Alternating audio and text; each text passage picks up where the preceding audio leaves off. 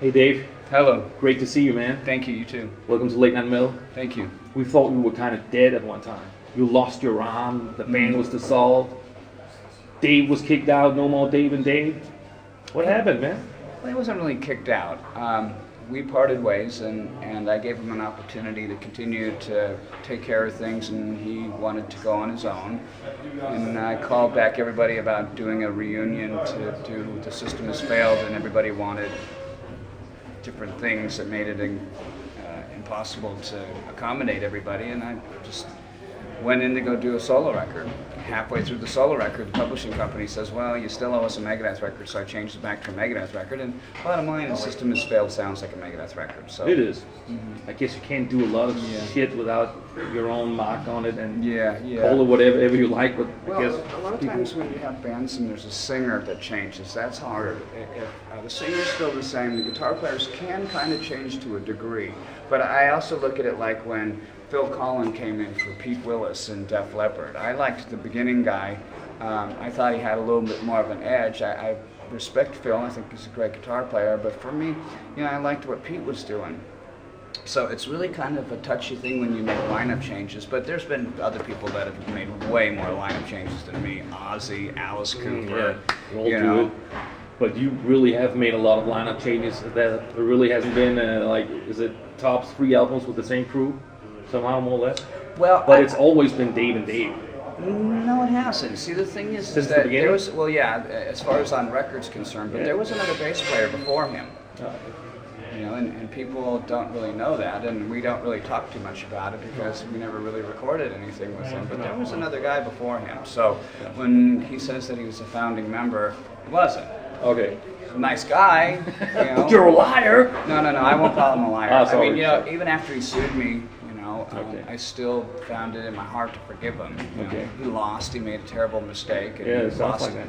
Lost a lot of money for himself. He lost a lot of credibility with the fans. But when my life changed a few years ago, I really had to have a life change, or it doesn't matter. So I had to really do the thing that was one of the hardest things for me. Getting sued by somebody like that and being having all of your personal information spread in front of the entire world to see, stuff that you don't talk about because you're in bands and there's that code that you don't do.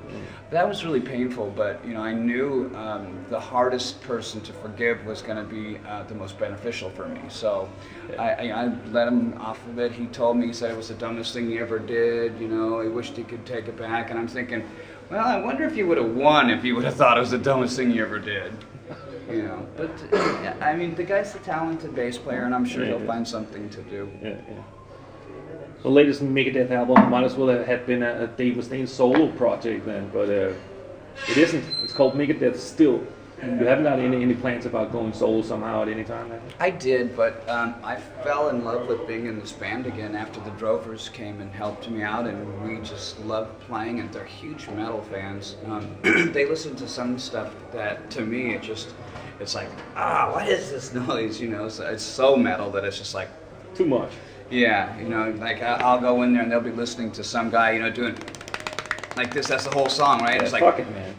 Oh, can you really do that? But it's not really necessary. Yeah, well, I personally like music that has some melody to it, and there's so many great bands. One of my favorite bands of all time, as you know, is one of your fellow countrymen here. It was King Diamond, and when he was in Merciful Fate. I loved Merciful Fate.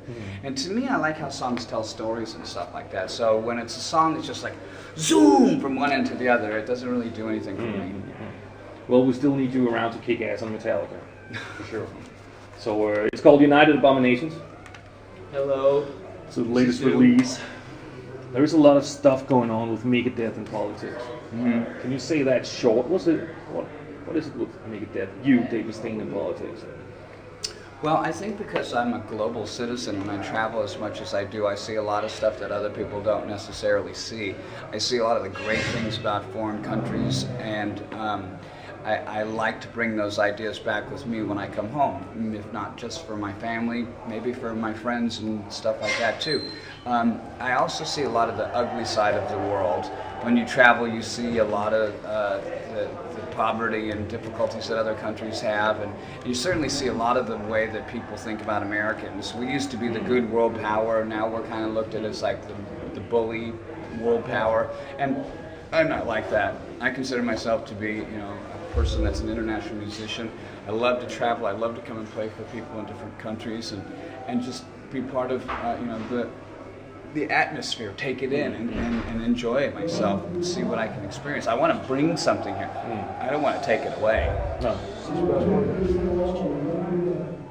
This is my last question. I'm sorry, man. Oh, that's all right. But Dave, tell me good stuff about the new album, United Abominations, or what would you like to tell me about that album? This record for me is a return to form. It's something where you know, we went back to what we wanted to do with the riffing and the lyrics, and there's a lot of guitar solos on there.